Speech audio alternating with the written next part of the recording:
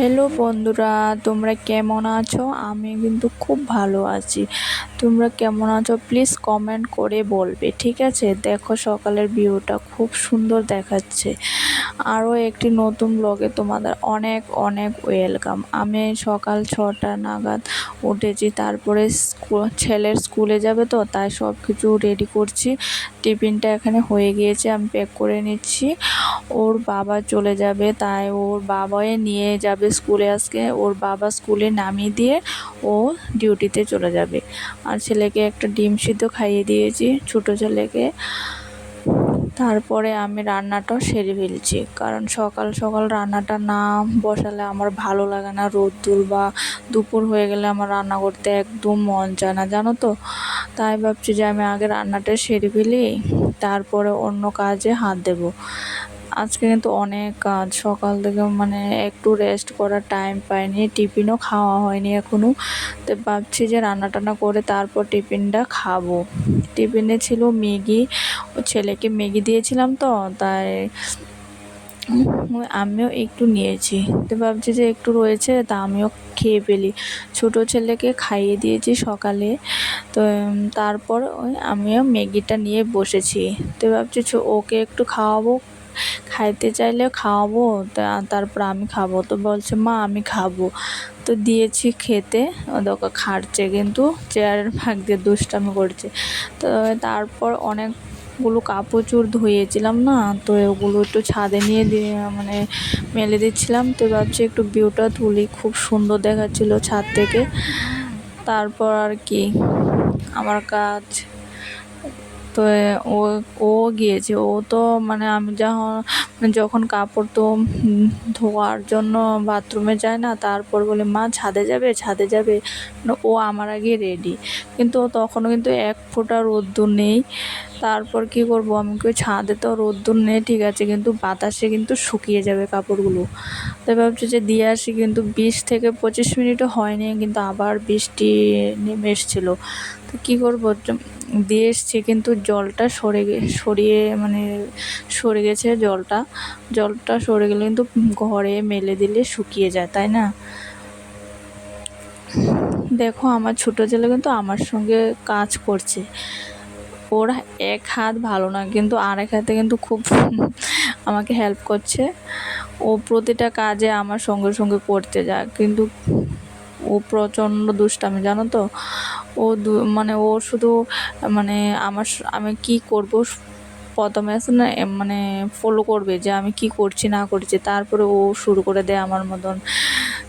তারপরে এখন বাজে বেলা 10টা নাগাদ, 10টা হয়ে গেছে মনে হয়, 10টা বেজে। তারপর কি আর, তো বাসনগুলো রান্নার পরে ধুয়ে নিয়েছিলাম কিন্তু এটি গুছানো হয়নি। তো ভাবছি বাসনগুলো একটু গুছিয়ে নেই। একা হাতে করি বলুন, জানো তো, সব কিছু একেই করতে হয়, A to Z আমাকে দেখতে হবে, কারণ একা থাকি তো একেই করতে হবে না। আমি আমার 2 ছেলেকে নিয়ে থাকি, তো সব কিছু টাইম টু টাইম করতে চেষ্টা করি, কিন্তু ছোটো ছেলের জন্য করা হয়ে ওঠে না। তো যতটুকু পরিষ্কার মানে রাখতে চাই, কিন্তু ছোটো ছেলের জন্য একদমই করতে পারি না। ও এখন দেখো তো মানে গুছাচ্ছে, ও একটু পরে দেখবে একদম এলোমেলো, ওদিকে বাসন ওইদিকে বাসন, মানে ও শুধু বাসন দিয়ে খেলা, ঘরের মধ্যে থাকে তো সবসময় ওর বাসন দিয়ে খেলা। তার কি করব, আবার গুছায় আবার ও এলোমেলো করে, এরকম করতে করতে আমার সারাদিনই কেটে যায়। ও যদি একটু ঘুমায়, তারপর যদি একটু শান্ত হয় ঘরটা, তাহলে তা আবার ঘরের মধ্যে আওয়াজ, এ আওয়াজ সে আওয়াজ বলতে বাসনের আওয়াজ, মানে এই চলতে থাকে। তাকে এখনও খাওয়ানো হয়নি, ভাত খাওয়াবো, এখন 10টা বাজে। তো খাওয়ানো হয়ে মানে খাওয়া হয়ে গেছিলো। তো এখন ওকে একটু ফ্রেশ করিয়ে দিয়েছি। ওর হাতটা দেখো এখনও ভালোভাবে ভালো হয়নি। 15 দিন রাখার জন্য বলেছিল ওটা, কিন্তু এখন 15 দিন, 1 সপ্তাহ হয়নি। তো ও কিন্তু প্রচণ্ড কান্না করে, তা আজকে দেখছি মানে কান্না করছে না। তো ভাবছি যে একটু মনে ভালো হয়েছে, তো তাড়াতাড়ি যাতে ওর হাতটা ভালো হয়ে যায়। আমার খুব মানে ওর জন্য খুব কষ্ট হয়, কেননা চোখের সামনে দেখতে পাই ভালো লাগে না, জানো তো। ছেলে নিজের সন্তানের যদি শরীর খারাপ হোক কার ভালো লাগে বলো, তাই না? তো ওকে সব কিছু রেডি করে আমার আবার কাজে লেগে পড়েছি, কারণ আমার খাওয়াটাও সব কিছু হয়ে গিয়েছে। তো ভাবছি মানে আমাদের ঘরে প্রচণ্ড ধুলো আসে, কারণ দেখো চিলিংয়ের যে নিচে যে যায় ফাঁকা জায়গা না, ওটা দিয়ে প্রচণ্ড ধুলো আসে। তো দুদিন পর পরে আমাকে এরকমভাবে মুছতে হয়। কি করব, মুছে তো রাখতেই হবে না, প্রচণ্ড ধুলো, কিন্তু প্রচণ্ড ধুলো করে। তাই ভাবছি যে এটা একটু পরিষ্কার করে নিই, পরিষ্কার করে ঘরটা একটু মুছবো, কারণ প্রত্যেক দিন ঘর না মোছা হলে আমার একদমই ভালো লাগে না। তবে ও ও ও কিন্তু নিচে দুষ্টামি করছে। ওকে খাইয়ে টাইয়ে স্নান টান করিয়ে বলছে যে ঘুমাও না, ও বলছে না আমি ঘুমাবো না, আমি খেলা করবো। তো বলছে যে ও খেলুক, আমি এ ফাঁকে মানে খাটটা একটু মানে ক্লিন করে নেই, কারণ এটার মধ্যে প্রচণ্ড ধুলো বালু পড়েছে। দেখেছি মানে মুছছি। তো সকালবেলা কিন্তু মানে সকালে একবার ঘর ঝাড়ু দেওয়া হয়েছে, তো কিন্তু এখন ভাবছি যে আর একটু ঝাড়ু দেবো, ঝাড়ুটা দিয়ে দিই, ঝাড়ুটা দেওয়ার পরে ঘরটা মানে মুছে নেবো। ওই দেখো আমার ছেলে কি করছে, ওইখানে খাটের মধ্যে শুয়ে শুয়ে দুষ্টামি করছে। ও মানে 1 সেকেন্ড দুষ্টামি ছাড়া থাকে না। তো তোমরা কোনখান থেকে ভিডিও দেখছো প্লিজ কমেন্ট করে বলো। তোমরা একটু সাপোর্ট করো প্লিজ, যদি ভিডিওটা ভালো লাগে তাহলে একটু সাবস্ক্রাইব করে দিও। তোমরা যদি আমাকে সাপোর্ট না করো কীভাবে এগোবো বলো, এক ফুটও এগোতে পারবো না। আবার মানে ঘর মুছে তারপরে স্নানে যাব। দেখো ছেলেটা কি করছে,